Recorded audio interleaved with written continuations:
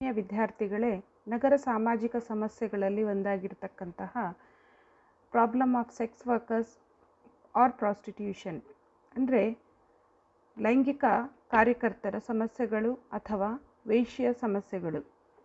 ಇದು ನಗರದ ಪ್ರಮುಖ ಸಮಸ್ಯೆಗಳಲ್ಲಿ ಒಂದಾಗಿರುವಂಥದ್ದು. ಬಹಳ ವರ್ಷಗಳಿಂದ ಇದು ಅಸ್ತಿತ್ವದಲ್ಲಿದೆ ಅನ್ನುವಂಥದ್ದನ್ನು ನಮಗೆಲ್ಲರಿಗೂ ಗೊತ್ತು.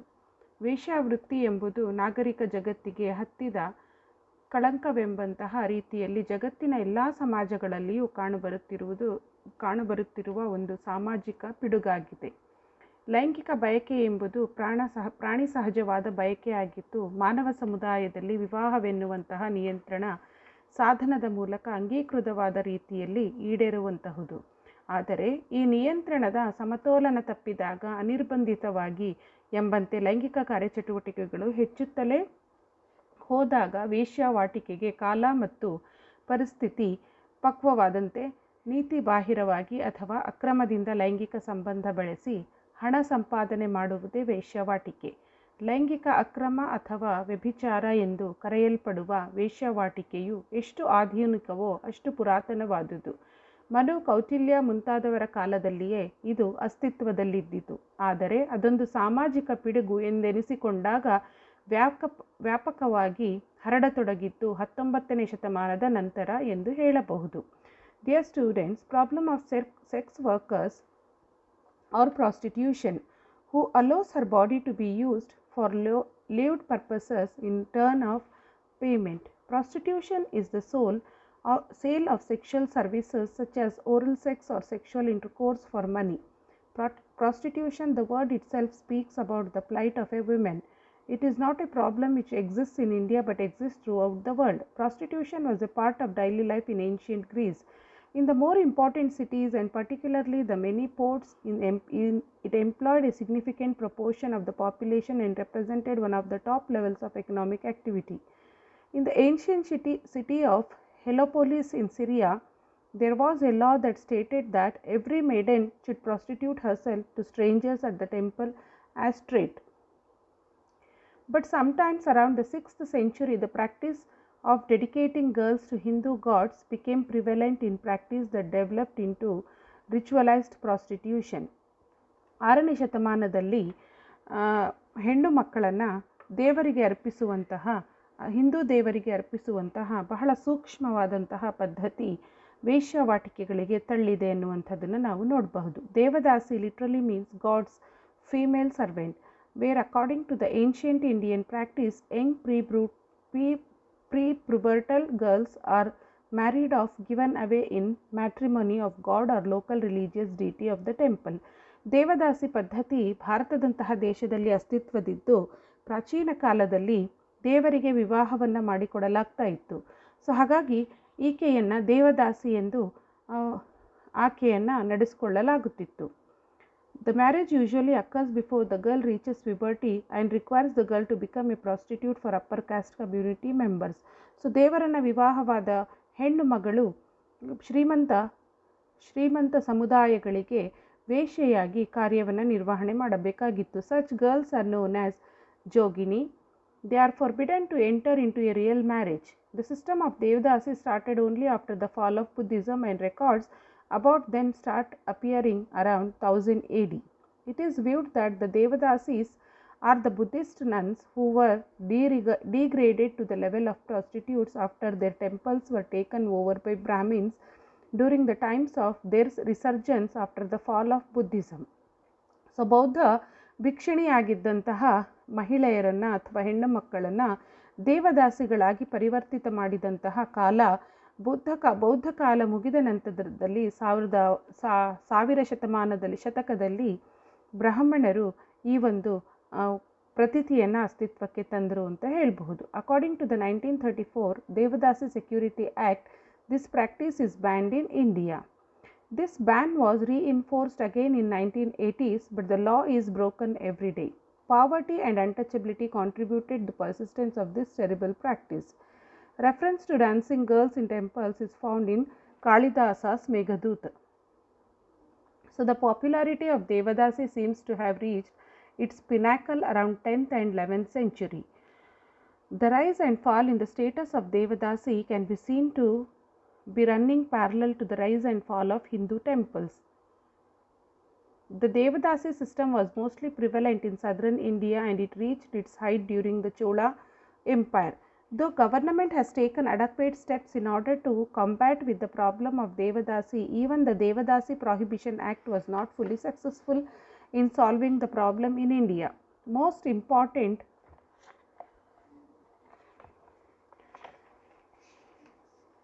important reason still being poverty, ignorance and hunger, which are forcing them to this kind of exploitation. Now this was the old story or the beginning of prostitution.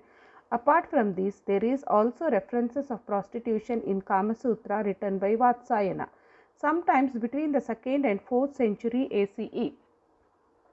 ಬುದ್ಧನ ಹಾಗೂ ಮೌರ್ಯರ ಕಾಲದಿಂದಲೂ ಪ್ರಚಲಿತವಿದ್ದ ವೇಶ್ಯಾವೃತ್ತಿಯು ಯಾವುದೇ ಬಗೆಯ ಸಾಮಾಜಿಕ ಕಳಂಕಕ್ಕೆ ಒಳಗಾಗದೆ ಒಂದು ಅಂಗೀಕೃತ ಸಾಮಾಜಿಕ ಸಂಸ್ಥೆಯಂತೆ ಶತಮಾನಗಳಿಂದಲೂ ನಡೆದುಕೊಂಡು ಬಂದಿತ್ತು. ದೇವರ ಸೇವೆಗಾಗಿ ಬಿಟ್ಟಂತಹ ದೇವದಾಸಿಯರು ಎಂಬ ಹೆಸರಿನಿಂದ ಉತ್ತರ ಭಾರತದ ಮಂಗಲಮುಖಿಯರು ಎಂಬ ಹೆಸರಿನಿಂದ ರಾಜಸೇವೆಯಲ್ಲಿ ತೊಡಗಿದ ರಾಜನರ್ತಕಿಯರು, ನೃತ್ಯಗಾರ್ತಿಯರು, ಗಾಯಕಿಯರು ಎಂಬ ಹೆಸರಿನಿಂದ ಸಂಪ್ರದಾಯದ ನೆಲೆಯಲ್ಲಿ ಮುಡಿಪಿರಿಸಿದ ಜೋಗತಿಯರು, ಬಸವಿಯರು, ನಿತ್ಯ ಸುಮಂಗಲಿಯರು ಎಂಬ ಹೆಸರಿನಿಂದ ಶ್ರೀಮಂತ ಮತ್ತು ಪ್ರತಿಷ್ಠಿತ ಸೇವೆಗಾಗಿ ತೊಡಗಿದ್ದ ಗಣಿಕೆಯರು ಅಥವಾ ವಾರಾಂಗನೆಯರು, ನಾಯಕ ಸಾನಿಯರು ಎಂಬ ಹೆಸರಿನಿಂದ ಅದೆಷ್ಟೋ ಸ್ತ್ರೀಯರು ವೇಶ್ಯಾವೃತ್ತಿಯನ್ನು ಅವಲಂಬಿಸಿಕೊಂಡು ಬಂದಿದ್ದರು. ಅವರು ಸಮಾಜದಲ್ಲಿ ಪ್ರತಿಷ್ಠಿತ ಸ್ಥಾನವನ್ನು ಹೊಂದಿದ್ದು ಸಮಾಜವು ಅವರನ್ನು ಗೌರವದಿಂದಲೇ ನಡೆಸಿಕೊಂಡು ಬಂದಿತ್ತು. India is home today to Asia's largest red light district, Mumbai. In famous Kamtipura, which originated as a massive brothel of British occupiers and shifted to a local clientele following Indian independence. The Mughal Empire also witnessed prostitution. The word Tawayef and Mujra became common during this era. During the Mughal era in the subcontinent, prostitution had a strong nexus with performing arts. Mughal patronized prostitution, which raised the status of dancers and singers to higher levels of prostitution. King Jahangir's harem had 6,000 mistresses, which denoted authority, wealth and power. Even during the British era, prostitution flourished. The famous Kamtipura, a red light area in Bombay, was built during this era for the refreshment of British troops and which was later taken over by Indian sex workers. The prostitution continued from ancient and medieval India and has taken a more gigantic outlook in modern India. The Devadasi system still continues according to a report of National Human Rights Commission of the Government of India. After initiation as Devadasi, women migrate either to nearby towns or other far-off cities to practice prostitution. The practice of dedicating Devadasi was declared illegal by the government of Karnataka in 1982 and the government of Andhra Pradesh in 1988. However, the practice is still prevalent in around 10 districts of North Karnataka and 14 districts in Andhra Pradesh. Districts bordering Maharashtra and Karnataka, known as the Devadasi belt, have trafficking structures operating at various levels.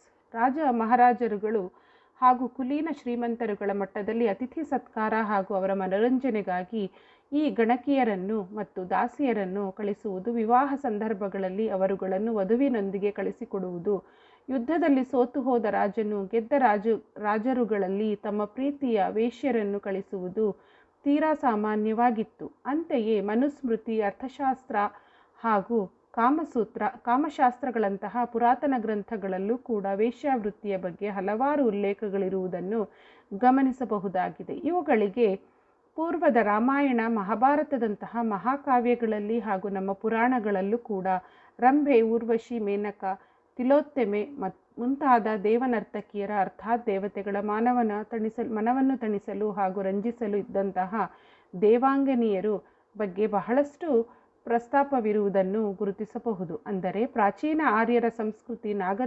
ನಾಗರಿಕತೆಯುದ್ದಕ್ಕೂ ವೇಶ್ಯಾ ಪದ್ಧತಿ ಸಮಾಜದ ಅಂಗೀಕಾರದ ಮುದ್ರೆಯೊಂದಿಗೆ ಬೆಳೆದು ಬಂದಿತ್ತು ಎಂದೆನ್ನಬಹುದು. The women here in prostitution either because their husbands deserted them or they are trafficked through coercion and deception. Many are Devadasi dedicated into prostitution for goddesses Ellamma. Despite their vulnerability, sex workers remained largely invisible, inadequately served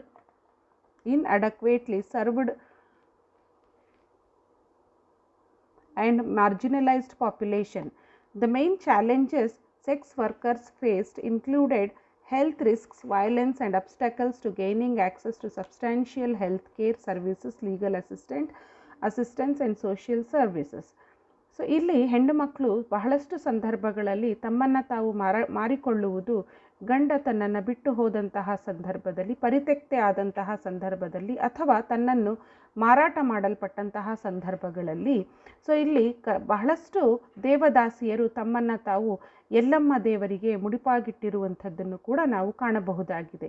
so ಇಂಥ ದೇವದಾಸಿಯರಲ್ಲಿ ಕಂಡುಬರುವಂಥದ್ದು ಬಹಳ ಸೂಕ್ಷ್ಮವಾದಂತಹ ಆರೋಗ್ಯಕ ಸಮಸ್ಯೆಗಳು ಎನ್ನಬಹುದಾಗಿದೆ. The problem of prostitution is becoming more and more acute in the country as the country is getting more and more industrialized. The problem of prostitution as we understand it today is mostly urban and more particularly metropolitan. Unsatisfactory housing conditions and imperfect family patterns in cities have led to an increase of prostitution in the cities and metropolitan areas. So ಈ ವೇಶ್ಯಾವೃತ್ತಿ ಎನ್ನುವಂತಹದ್ದು ಸಾಮಾಜಿಕ ಪಿಡುಗಾಗಿ ಪರಿಣಮಿಸಿರುವಂಥದ್ದು ಹೆಚ್ಚುತ್ತಿರುವ ಕೈಗಾರಿಕೆಗಳಿಂದಾಗಿ ಎನ್ನಬಹುದಾಗಿದೆ. ವಸತಿ ಸಮಸ್ಯೆಗಳಿಂದಾಗಿ ತಮ್ಮ ಕುಟುಂಬಸ್ಥರನ್ನು ನಗರಕ್ಕೆ ತರಲಾಗದೇ ಇರುವಂತಹ ವ್ಯವಸ್ಥೆಯಲ್ಲಿ ಜನ ಈ ದೇವದಾಸಿ ವೃತ್ತಿಯನ್ನು ಬಯಸಿ ಹೋಗುವಂಥದ್ದನ್ನು ನಾವು ಕಾಣಬಹುದಾಗಿದೆ.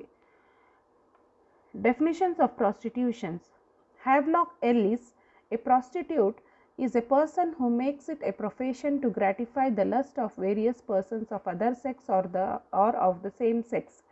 According to Eliot and Merrill, prostitution is an illicit sex union or on a promiscuous and mercenary basis with emotional indifference. The Suppression of Immoral Traffic Act in Women's and Girls Act 1956 defines prostitution as an act of a female who offers her body of promiscuous sexual intercourse for hire, whether in money or in kind. May J. defines in Encyclopedia of Social Sciences Volume 12, prostitution is an act of sexual intercourse characterized by barter, promiscuity and emotional indifference. In simple words, we may define prostitution as a sexual union by a woman with a person who is not her husband for some consideration in cash or kind. Prostitute is a woman who sells herself favors indiscriminately and takes money or other valuables for each act of intercourse and who has no physical involvement.